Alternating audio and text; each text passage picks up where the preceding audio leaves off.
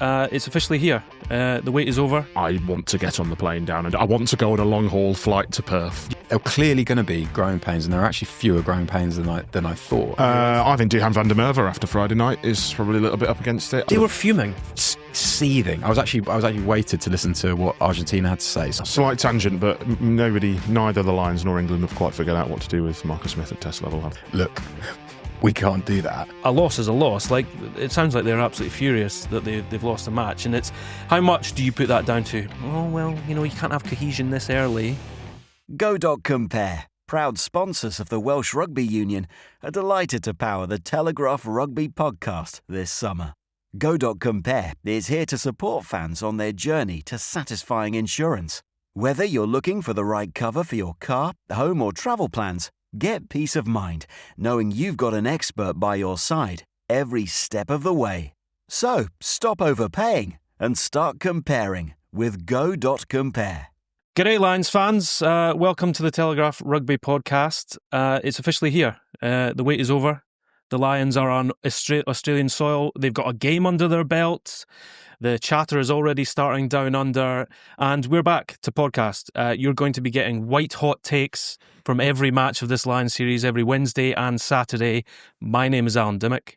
I'm the commissioning editor at Telegraph Sport, and I am joined by the brilliant rugby minds Charlie Morgan and Charles Richardson. And Charles, if you enjoyed what you saw from Argentina on Friday night, you're in for a lot more of it because you're off to Argentina on tour, aren't you? I am, yeah, week today, flight to Buenos Aires. Thank you very much for that incredibly complimentary introduction, by the way. White hot, maybe red hot, we could say. Ooh. Sea of red. There was a sea of red there on Friday night. You were there, Charlie, weren't you? You were in Dublin. I was, and I was getting texts from people that I was delighted to sort of see. Caught up with a few of them before kickoff, and that really hit home to me just how special it is. And we hear players talk about how it's the pinnacle and everything like that. I think maybe with 2021 being what it was, the reintegration of fans, match-going fans to all of this, has ratcheted up the excitement another level. MCG, 100,000, is it 100,000, the capacity, I think it is? I'm going to say yes. Yeah, I'm 100,000. Yeah, I think Miles, to pinch a phrase from Miles Harrison on Saturday, I think he said that he's expecting an ocean of red at the MCG, not sea of red. Well, here comes a tidal wave of takes. Tsunami. So we're going to go through the match on Friday. We're going to cast our eyes ahead to the Western Force that the Lions are playing on Saturday, and everything in between. We're going to chat selection, who's hot, who's not. So, one game under the belt. Lions 24, Argentina 28. Vamos, Los Pumas. Yeah. I wonder if there was tango music playing in Copperface Jacks on Friday night. Certainly a hell of a celebration. Some would say a revenge mission for the Argentinians, who some felt were robbed in 2005 when they played in Cardiff against the Lions and they played a draw. Felipe Contepomi, the head coach, was captain of that game. I'm sure he was very chuffed. But initial takeaways from that game. Charlie, you were there. What was it like seeing it in real time, and what did you see from the Lions first up? Really interesting seeing it in real time, seeing a kind of scratch side adapt to what is a really definitive style of play that Andy Farrell has. Andy Farrell sets as a head coach, his thing is intricate phase play, which is quite interesting because he's this charismatic, thumping defense guru before that. Really, there are clearly going to be growing pains, and there are actually fewer growing pains than I thought. And actually, what went wrong for the Lions was fairly self-inflicted and reasonably fixable, was my first take. So they crowded breakdowns for the first couple of Pumas tries. Argentina were always going to be really deadly in transition, even though they had a few sort of new faces. The line out was a mess that can sort of only get better if that's not too straw clutchy. And then the attack was impressive, I thought, and what let that down was just maybe a bit of over-eagerness. So I think for a first hit out, really encouraging, and kind of one of the most surprising things of the whole evening was how down on it Andy Farrell was, and then Finn Smith and Tom Curry came in and they were fuming, seething. I was actually waited to listen to what Argentina had to say. So my colleague Gav was stayed in for the Lions players takes. But I saw Tom Curry's first answer, which included an F-bomb. He quite literally went, "Look, we can't do that."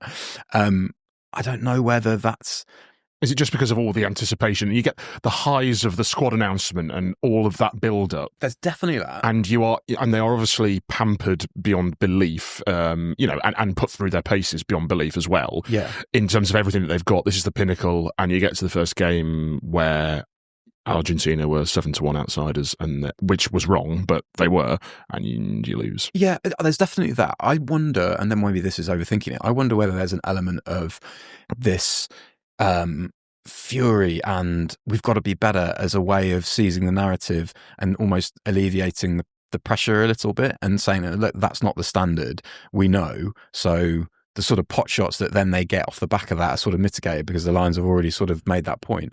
Andy Farrell afterwards said that he thought they were a bit tentative, and actually I was blogging it on Friday night. In what respect? Well, this is what I think. I rewatched it afterwards, and I think that they were second best physically, and they did look a little bit standoffish at times. And I wonder whether there is a little bit in the back of the mind of, I want to get on the plane. Yeah, maybe. With those games, and I don't want to be injured in Dublin. I want to get on the plane down, and I want to go on a long-haul flight to Perth. Do you think the spectre of Alan Wynne-Jones against Japan was sort of hovering over that game a little bit? Yeah, I do. I actually do. Because the great irony of that, by the way, is that if you hold back, that's always when you're at most at risk. Of course. And you think now about Blair Kinghorn next Saturday in the top 14 final at 9 p.m. on a Saturday night. And he is not going to want to get injured in that game. Andy Farrell, as I wrote on the site, is not going to want him to get him injured in that game.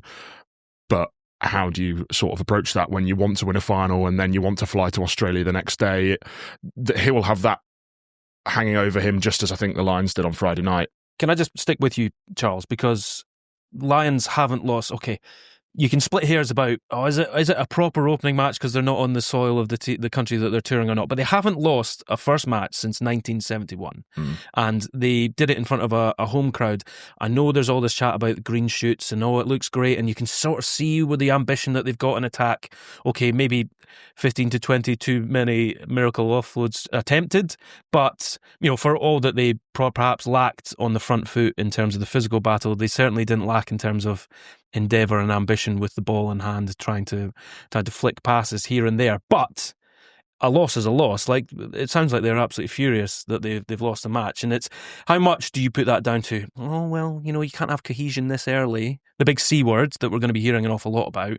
But still, they lost a match that they wanted to win. That was definitely a part of it. I mean, obviously, we were chatting on Saturday at Twickenham, weren't we? And there were some of those offloads that just should never have been thrown, and some of them that were right to have been thrown that just didn't go to hand. Where for a team who has played together more, they would have gone to hand. And actually, just going back to the standoffish point and coming into the cohesion, and I was surprised at times how complicated the Lions made it in terms of a first game. How often did we just see Bundyaki or Sione Tuipulotu go route one, get us on the front foot first phase? They used Freeman quite a lot first phase, which did work, but then there were a couple of offloads that didn't go to hand, and it would have been just nice, I think, against when you're picking this powerhouse centre partnership against an Argentinian midfield that was very good, but is giving up in the weight scrap, is giving up a few pounds, to just say, right, just get us on the front foot, let's have a bit of direction, and then we can play off that. Because at times they were just trying to force things when they hadn't really got forward momentum. They were trying to go wide, they were trying to get Marcus Smith out wide, they were trying to get Duhan out wide, but they were numbered up and they didn't really have the momentum. And then they scored, obviously, that Ty Burn try came off the back of that big Genge carry where he just went straight up the middle, and you just sort of thought to yourself, first phase, you've got these two massive centres. We barely saw them sort of carry strong direct. I mean, I think Bundyaki did it once and he scored. It wasn't first phase, admittedly, but that surprised me, really, because you didn't have a big ball carrying back row. You picked 3 sevens. And I would say that the hands, and in fact, there was a really nice basketball pass from Sione Tuipulotu in the build-up to that, and Smith had to take the ball basically on his chest and pass it pretty quickly. So actually, in terms of ball handling skills there, forcing it a bit, it tended to work there. Just a little bit for the listeners and potential viewers, a little bit of how the sausage is made here. Producer Jeremy will sometimes give us a running order of things that we should maybe talk around. I've noticed that you've almost quite put on the notes here. Centre partnership, Aki and Tuipulotu. No. Charlie, that centre partnership, obviously there was a big thing made of it in the build-up to this match, oh, what an enormous seismic centre pairing that is. Hilariously, we had a discussion. It was like, maybe this is the heaviest backline in Lions history, and then we tallied it up, and it was like, wait, actually, 2013 was an absolutely enormous backline from the Lions. Jamie Roberts, enormous, and all of those lads, North, etc. But what did you make of that centre partnership, Charlie? And do you think we just sort of scrunch that up and throw it over our shoulder right away? Or do you think that actually, potentially, if we give this time, it could be something that we do see in the test? We had to pick our Test 23s, didn't we, after the game? And I think we're going to be doing that sort of throughout the tour, just to see how our sort of take on things are kind of moving as the tour progresses. I would sit on the fence a bit and have them both in the same 23. I wouldn't start them together, I don't think. I think they showed enough to potentially be an option during a game, but I did think that, so while Bundy Aki was on, it's really interesting that Bundy Aki was sort of the front door ball player, whereas that, to me, is what Sione Tuipulotu is fantastic at and potentially world leading at. But I thought Tuipulotu was sort of sidelined while Aki was on the pitch, and what was a real, sometimes you don't get a lot in those post-match pressers in terms of sort of technical insight, but it was really interesting that Bundy Aki said, hands up, didn't think I connected very well with Sione Tuipulotu during that game. I think I can bring a lot more out of him. So is there a sort of element that Tuipulotu is maybe not playing in his best position as well? I think it's more that Bundy Aki is more familiar with what Andy Farrell will want. So Bundy Aki was the point man for a lot of the set piece stuff, those standard sort of set piece moves when you've got 10 and blindside wing kind of sweeping around the 12 with the 13 short. Also, they ran a 4-man pod a couple of times, and Bundy Aki was the guy, the sort of 3 out, who was first receiver. Those, just to jump in there, those pods were very Ireland rugby. It was very Andy Farrell. It was like there's the tip of the spear there. And the whole sort of overarching point is that if they want to play like Ireland, guess what? When they bring in the cohort of Leinster guys, they're going to look loads better. So actually, that's what impressed me, was that a lot of players who will be relatively unfamiliar with what Andy Farrell demands, even with that, there was still progress there for me. It's an interesting point on Tuipulotu as well, because for those that haven't watched him an awful lot, you might assume that this guy's just crash and bash. But the thing that's always worked well for him, particularly for Glasgow, but increasingly influential with Scotland, is the fact that he will take the ball to the line and he can run that crackerjack line that you want, but then also he has the ball skills where he'll be able to thread through a little grubber. And if he's not actually in the front line, you get a lot less of that, because if you're going to play the tip on pass, or you're going to put the ball round the back, as Ireland like to do after Andy Farrell, then there's other players that are better at that, and that's probably why we saw a lot more of Tommy Freeman in that front line. And I know that a lot of people were impressed when Mac Hansen came off the bench, because, well, he's a player that likes to come in field and look for work. He's just a class act. Have there been 2 more different wings in a Lions 23 than Duhan van der Merwe and Mac Hansen? Well, particularly when Argentina's kicking game was so on point, it stands up in stark contrast, because Duhan van der Merwe, we have to remember that he has not played an awful lot of rugby. In fact, he's not played rugby for months, but he looked like he was sort of cemented in place sometimes underneath a high ball. Yes.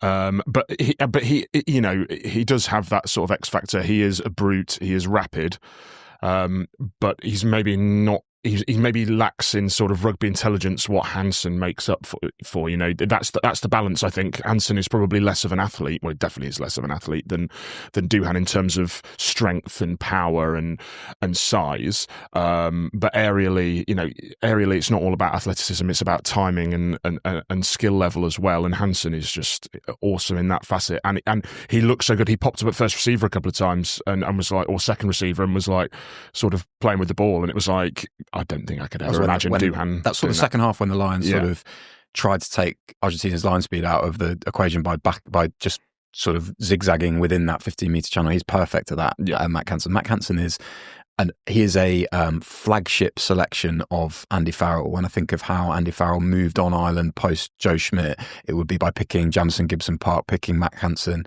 and just giving Mac Hansen especially license to just be involved wherever he is, because his background is a sort of 15-10 as well. He's got that playmaking background as well.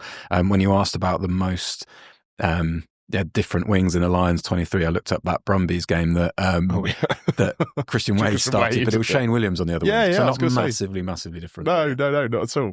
I mean, I think everyone thinks that Tommy Freeman's got that sort of right wing jersey sewn up for the test, but I could quite easily see James Lowe on the left and Matt Canston on the right, especially in terms of, there's not. Someone said it after the. Someone said it afterwards on Sky Sports in the post-match press. Was it? It might have been Marrow. I think it was Marrow. He was like, "Yeah, there are just 9 games to go now." When you put it like that, and 3 of them are tests, so they've got 6 matches, and so therefore, actually, people who have played together before, which is a shame, really, because that's not what the Lions is about in terms of its ethos. But when you're restricting the preparation, and they need to win a test series. If it's a 50-50 call, then you probably will go with the guys that know each other, won't you? Listen to this segue. To win a test series, you need a functioning line-out. And I think it's safe to say that that first game on Friday, it went down like a knackered lift. It did. And Luke Cowan-Dickey got a few pelters for that. And it always annoys me when that happens, because it's not always the hooker's fault. In fact, I wouldn't say rarely is, but it often isn't. It's a whole machine, and we really wouldn't know for certain whose fault it was, and there's probably a few people at fault for each line out that was botched. Only the Lions will know. And Luke Cowan-Dickey, he botched that try. He threw a dodgy offload, but there was also some good in there. There was a couple of really nice offloads. There was a couple of good carries, and I think there was a jackal turnover as well, wasn't there? Good on deck. So I think he's become the sort of lightning rod for line-out criticism, which I think is a little bit harsh, but it does have to get better. And John Diel has got his work cut out by the look of things. Yeah, and it's interesting. I think we do genuinely have to give Argentina some props as well, because they played exceptional, as I said at the top, exercising some demons perhaps. But I don't know how you legislate for. I mean, the 2 tries in particular, absolute wonder tries. I think they went 150, 160 metres combined, and it's from spilt balls in the 22, a missed tackle near the halfway here or there, and went the length. But firstly, Charlie, how exceptional were they? Yeah, excellent. Those halfbacks. Albanel's got a lot of he was man of the match, official man of the match. The 9, Gonzalo Garcia, fantastic. Really good balance of when he was taking on sort of peddling defenders himself around the fringes and just wanging super long passes into midfield, which felt like with that Lions centre partnership, if that was going to be vulnerable, it was going to be vulnerable laterally. And for the Mendy try, it's actually pretty inexcusable defence, really. I think there'll be a lot of focus on the Lions attack, but to be outflanked that easily from second phase when it isn't a massive first up carry either, and there's a lot of skills there as well. But it's Albanos to Santi Carreras, and so the Lions were sunk after that. And also, as you tweeted before the game, they did run that exact wraparound as against England. I'm pretty sure they did. It was when first half when they kicked in behind and bundled Marcus Smith over the try line. They ran that exact. So this was and they did get a lot of value from it. Yeah, so this was a wraparound they used against England at the end of the Eddie Jones era, so that's 2022 with Manu Tuilagi at 13, and that was the same sort of similar vulnerability you'd get perhaps. But yeah, they're just smart. They're so committed. They have players now coming from the Super Rugby Americas stuff, and they look ready to just chuck it about in test matches, chuck themselves about physically as well. So Franco Molina had come from that to beat the All Blacks, hadn't he, last year? And Exeter it's so exciting. Not retained him. Weird. It's great to get a shout out to the Doggos 15. So early in here. Just on that, actually, because an interesting point. I remember watching it in real time. I was thinking, and obviously we expect more cohesion, more time in the saddle together, partnerships to cement themselves, and defence certainly is something that will need to be ironed out. But I was watching that thinking, if I'm Joe Schmidt, I'm thinking, you know what, I don't want Angus Bell in the very front line of ball carries. I want him second phase, third phase, carrying just that little bit out of the outside centre shoulder, because that's where, at least at the moment, they look vulnerable. Now, obviously, that's casting your eyes way, way, way ahead. But if you're Joe Schmidt, Charlie, can you make anything of that game, or do you just wait and see what happens against the Western Force when you see an awful lot of players come back in? What I keep thinking about is that we've always said, haven't we, from Ball One, that this tour, it could be the most straightforward selection of all time when it gets to the test, because it is Andy Farrell's prerogative to just go, I know how I want to play, I know these players can do that, and pick a super Ireland heavy 15. And I think actually, if push comes to shove and that is the case in the tests, Joe Schmidt will have a plan to go against what is essentially Ireland with. But he will also know that the Lions will be able to implement that a lot better. So do you think we're going to see a 2013 repeat like Gatland? I think that's always been a really high possibility. 100%. But I think actually what these warm-ups are about is whether the odd player can enhance that. So, for example, can Tommy Freeman enhance how the Lions play? There's still there's 6 games before the tests.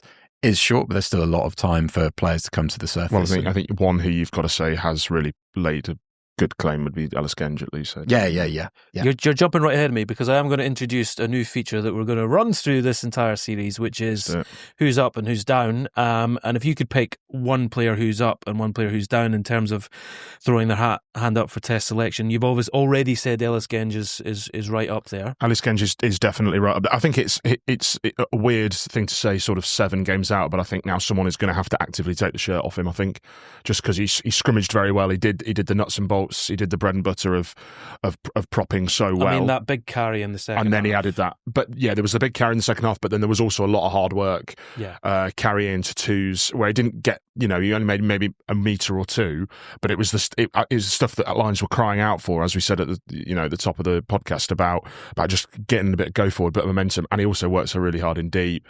Good leader. He's clearly a big personality in the group. I think really now the pressure on Porter and Schumann to take off him. And slide whistle sound effect would go in here. Who's up against it now? I think Duhan van der Merwe after Friday night is probably a little bit up against it. I think just because of the depth and quality that they have in the back 3, he might not, especially with Kinghorn coming back, able to play on the wing, Daly able to play on the wing, who haven't actually, Kinghorn's, as we said, not even got to joined up with the squad yet. There aren't going to be that many more opportunities for Duhan to prove himself, really. Maybe 1 or 2 games tops. And it didn't look so good for him on Friday night. That is not to say that he couldn't do it, because I do think he is an excellent rugby player, but on the basis of Friday night, I would have to say that. Charlie Morgan, who's up and who's down? Up, bit left field because he didn't actually play. Ollie Chesham, I think he fixed the England line out during the Six Nations, and I think he will be quite important doing that again, as will guys like Scott Cummins, who's a caller as well, isn't he? So that's going to be quite important. That's going to be key. Just the Lions fixing that, really important.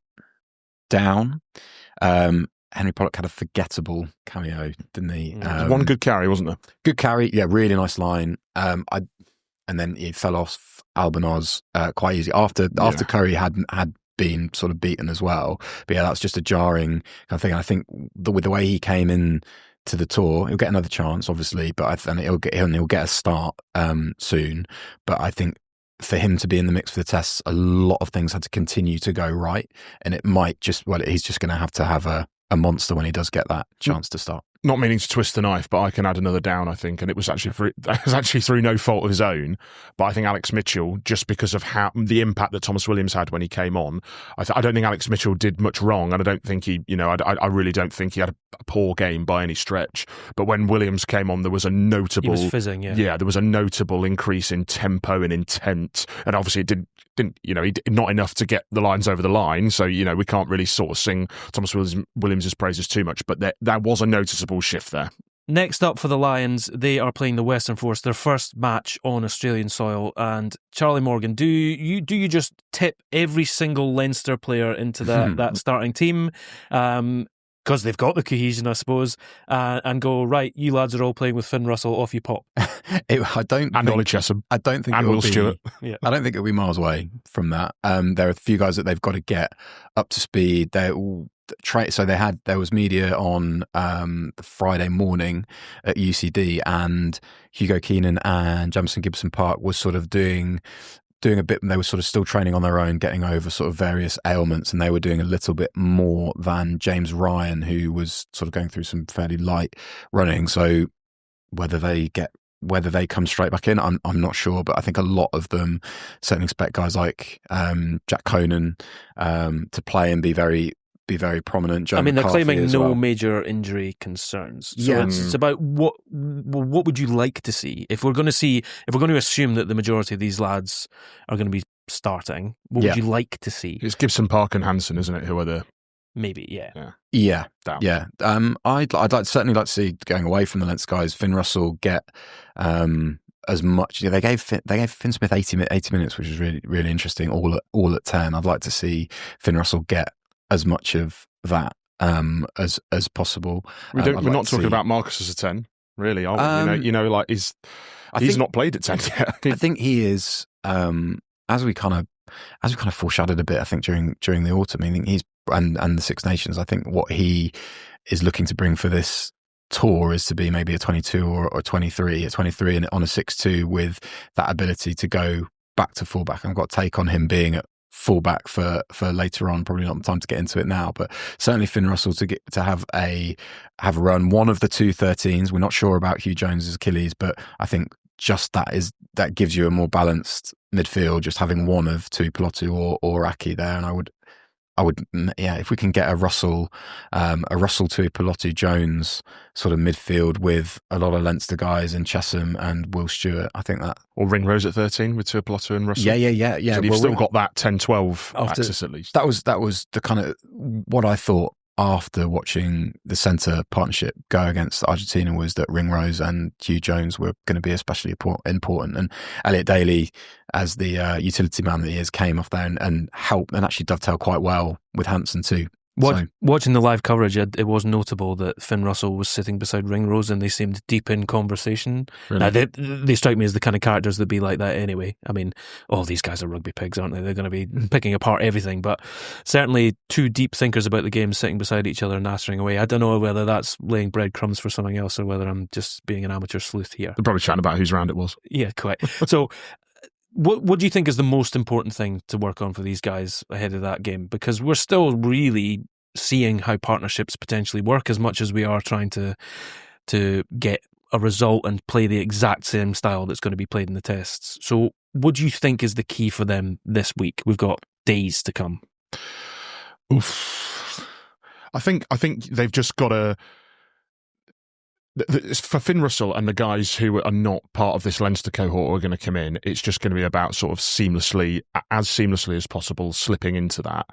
For the Leinster guys, it's going to be about probably embracing these guys who are not a part of their clique, if you will, on a rugby field, and trying to, as harmoniously as possible, basically start a new team that's half to 3/4 Leinster with Chesham, Will Stewart, Finn Russell coming in. Now, those three guys are really good players. I think we all had them starting, all of those three starting in the first test in our predictions. Maybe I didn't have Finn Russell, I had Finn Smith, but that was a toss of a coin.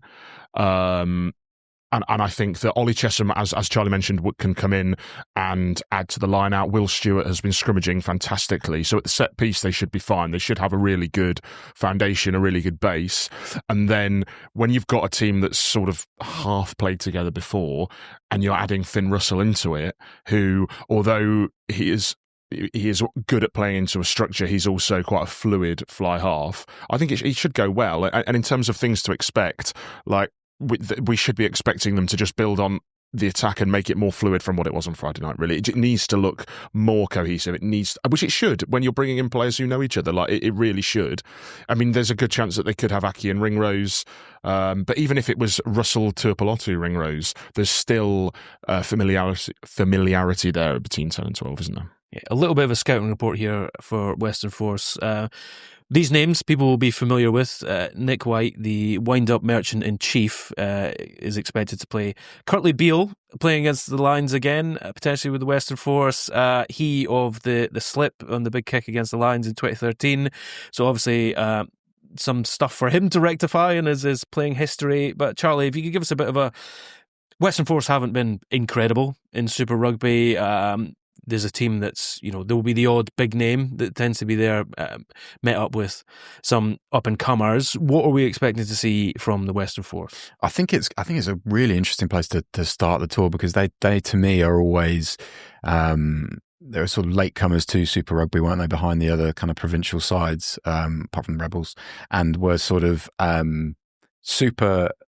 Always super abrasive. Felt like they went really hard at the breakdown, that sort of thing. I think they're going to relish keeping it tight. If you imagine Nick White yapping around if the Lions do kind of stall, it's a bit of a shame. I don't want to sort of this to be a moan, but it is a little bit of a shame that more players aren't released from the Wallabies, because what makes the Lions tour for me, certainly these warm-up games, are the narratives that build up. So 2001 would have been really kind of formative for me as a rugby fan, and I just remember that, Justin Harrison, you remember some of those really big feuds almost that went on, and it's a real shame for me that Carlo Tizzano, a Force guy, tempestuous, I think you could describe him as. But just how good would it be for me? So he's manufactured an argument with Tom Curry over Tom Curry not acknowledging him in a dentist. He's done a pulse check celebration, and all of that's to come. And I interviewed him last week,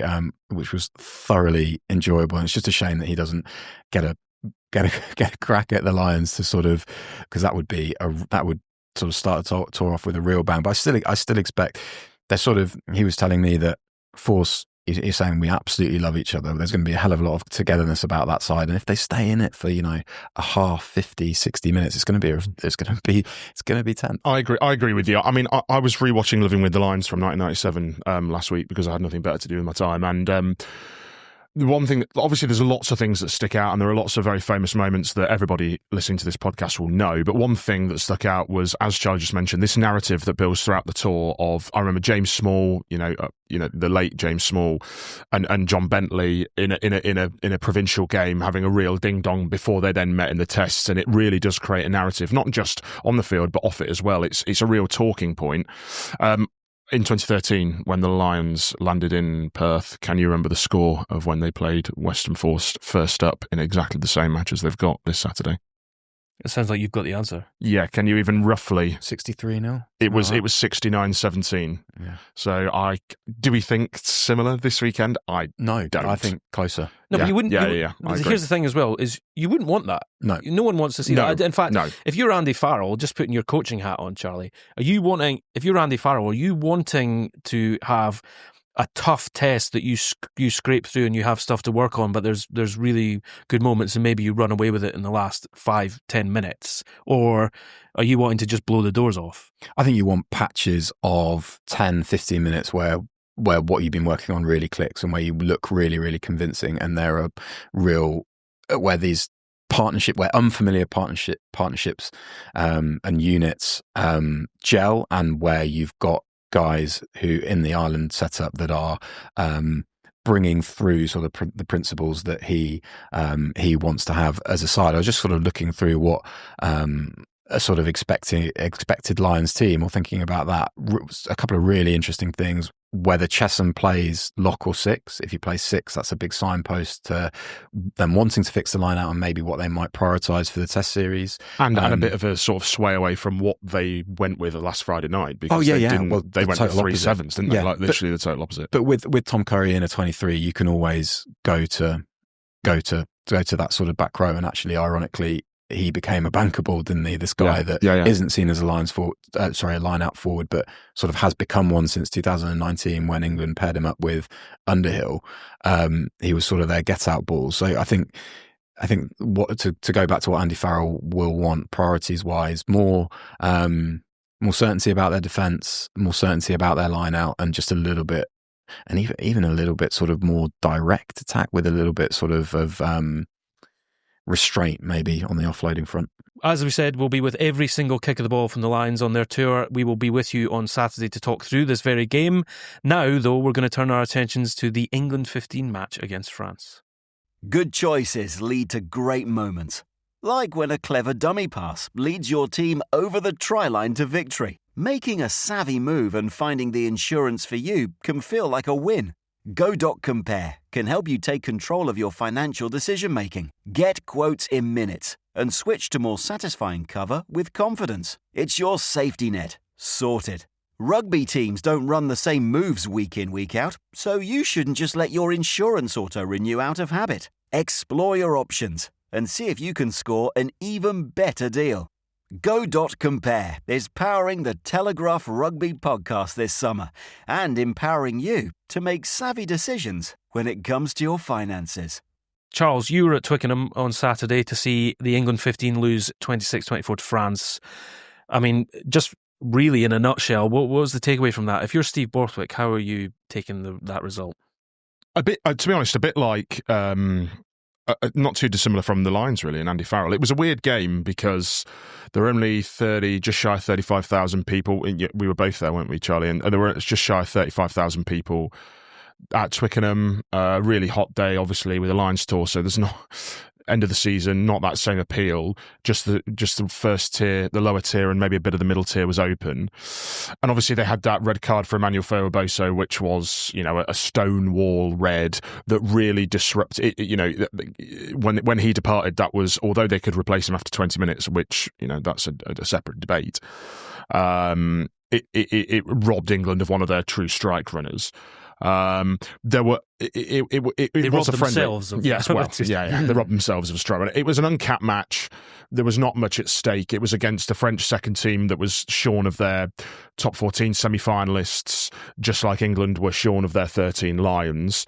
And really, by the end, it could have gone either way. France also had a 20-minute red card. There was some nice stuff from both teams. There was also some really clunky stuff from both teams. France looks a little bit more dangerous on the counter, but then when you have your best strike runner arguably off the field, you're not going to look as strong. Seb Atkinson looked really good with the ball, but there were some defensive mishaps.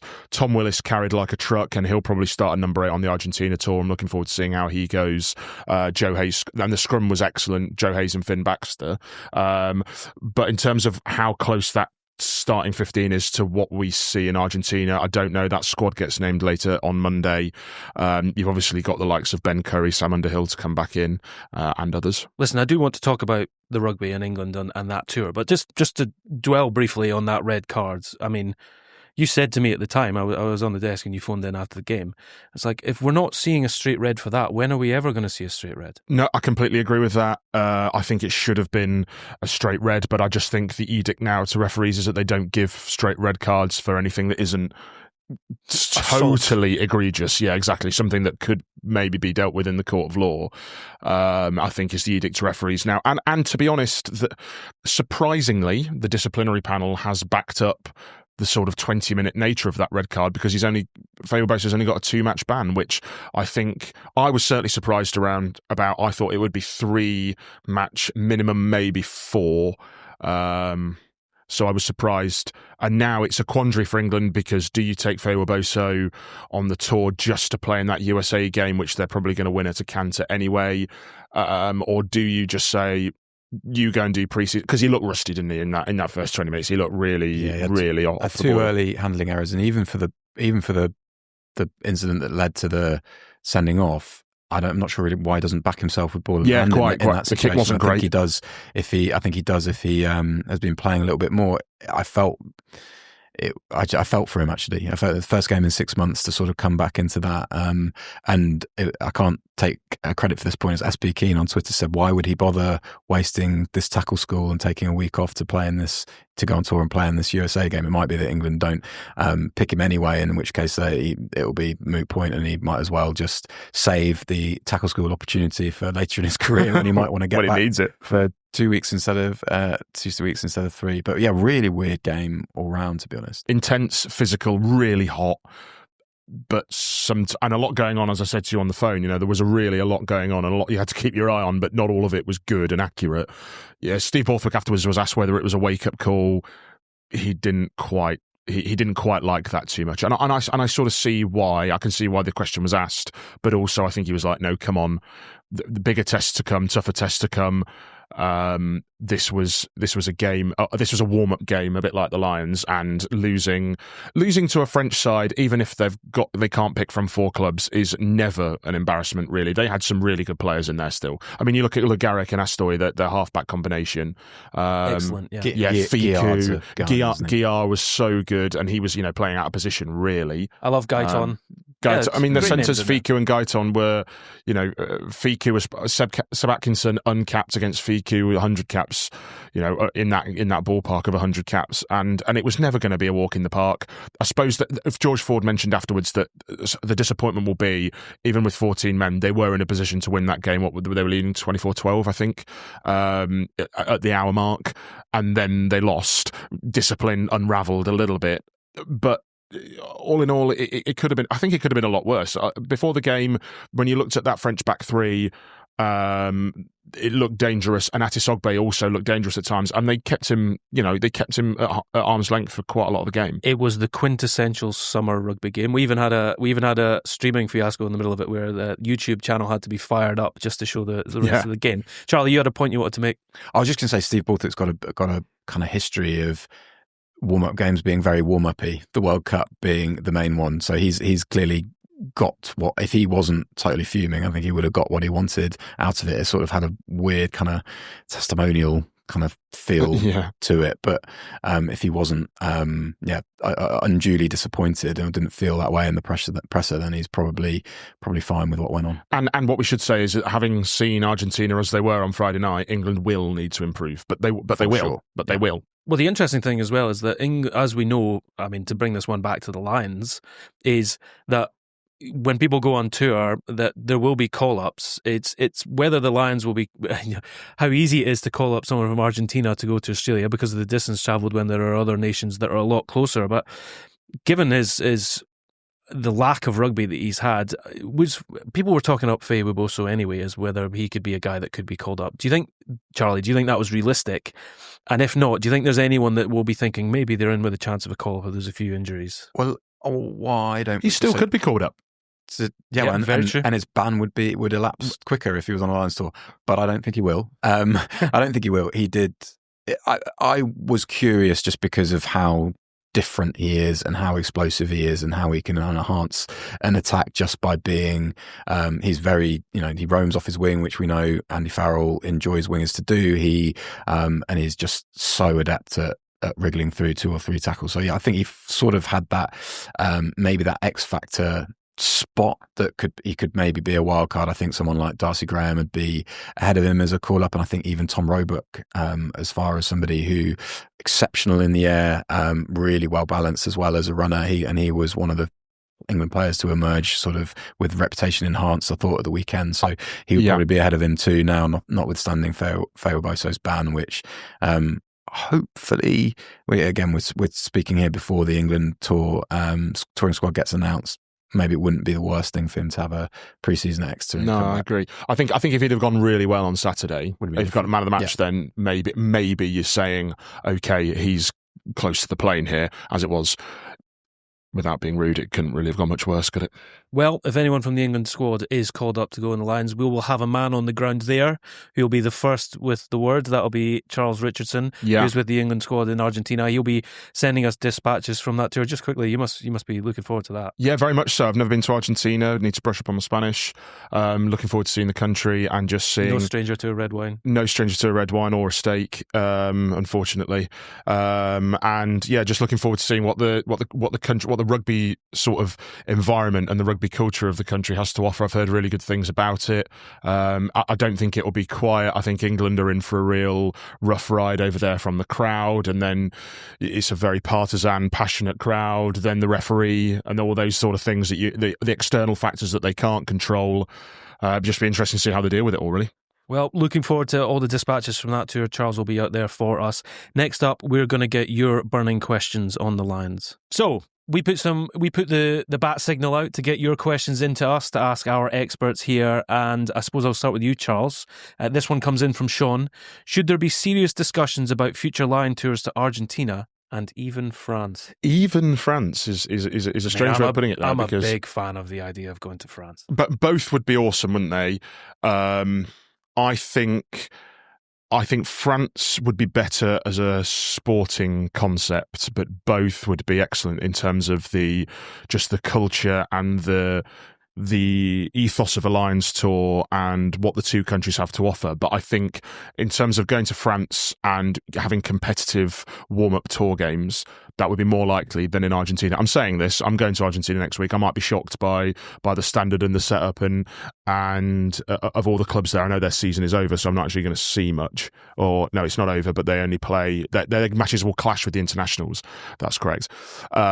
I'm not sure if Lions warm-up matches against non-fully professional Argentina clubs would work. But having said that, they could play Uruguay, they could play Chile, they could play, I don't know, maybe Portugal could fly over and you could play some other of the sort of up-and-coming nations as warm-up matches. But then it's not strictly an Argentina tour, is it? So therefore I think France would be better, but then you've not got the geography element, which has always been going to the Southern Hemisphere and taking on the best of the Southern Hemisphere. Let's not pretend that there's like, oh, this is all backed up by history, because it used to be hodgepodge anyway back in the day. True. The first time that the Lions toured Australia, out and out toured Australia was 1989.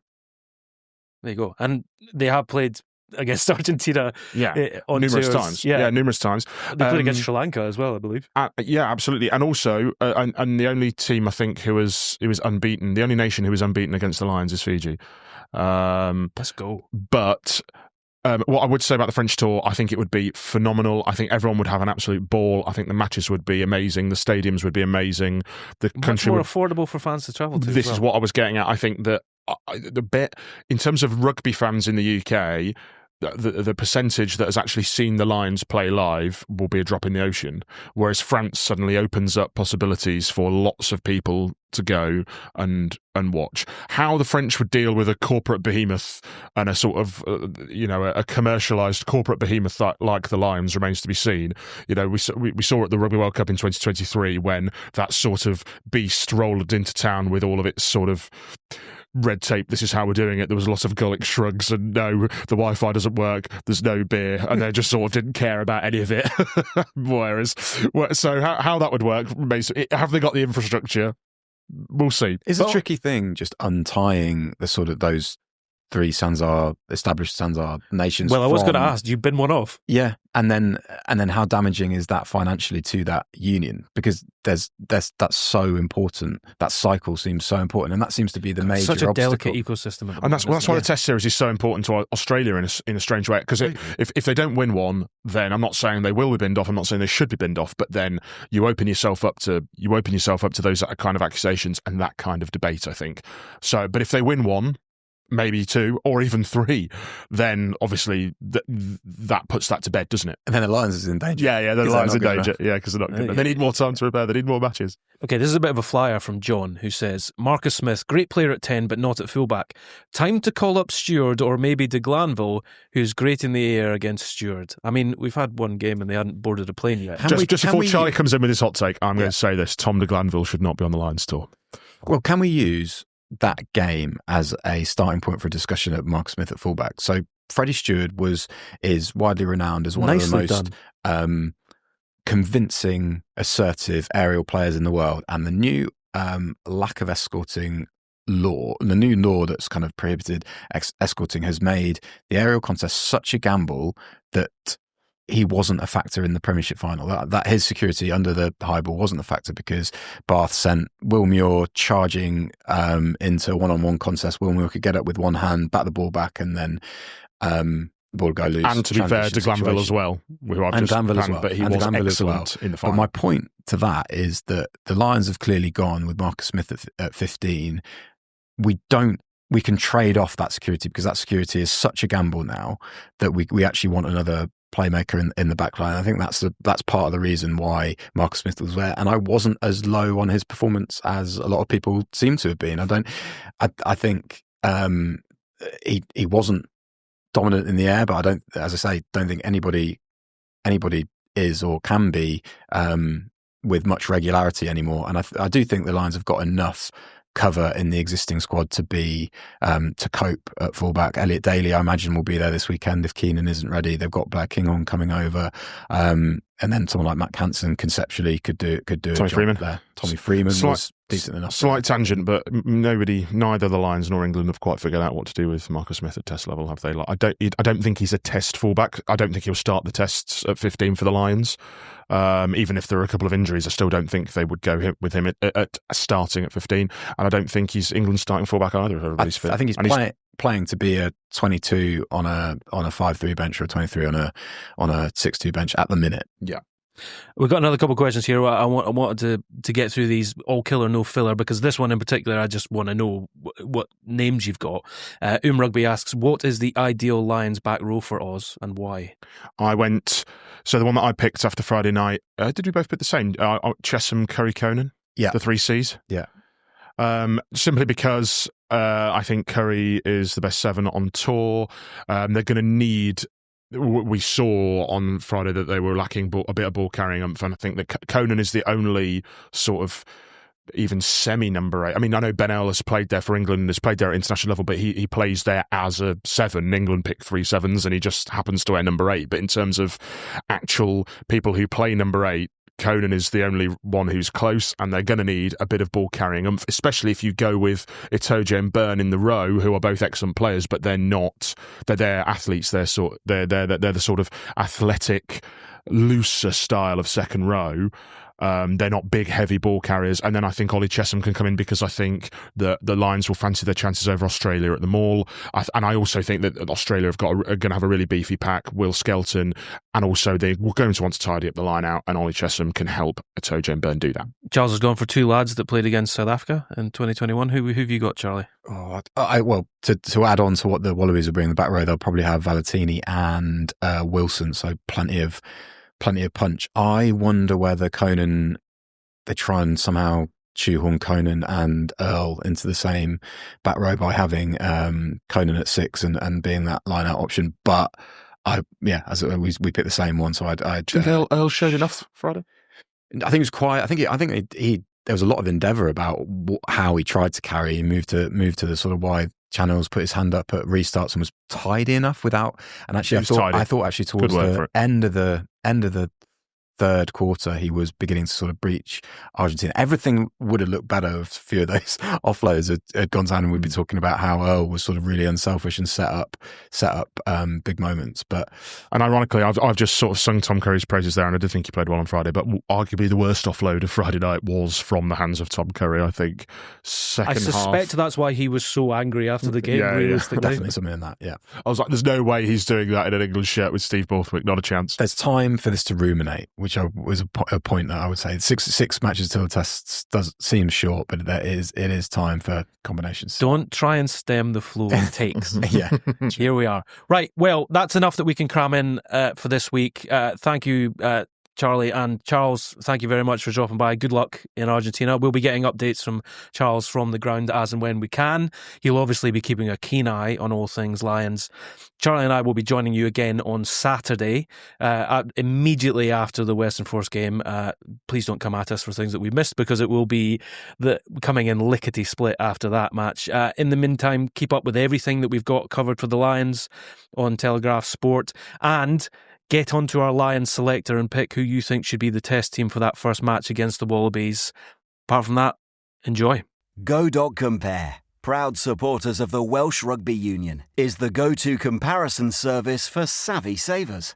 We're delighted to power the Telegraph Rugby Podcast this summer and help listeners make good calls on their insurance, energy and more. When things get tough, Go.compare has got your back. Get quotes from dozens of insurance providers and compare cover to make sure you're getting the right deal for you. Start your search for satisfying insurance at Go.compare.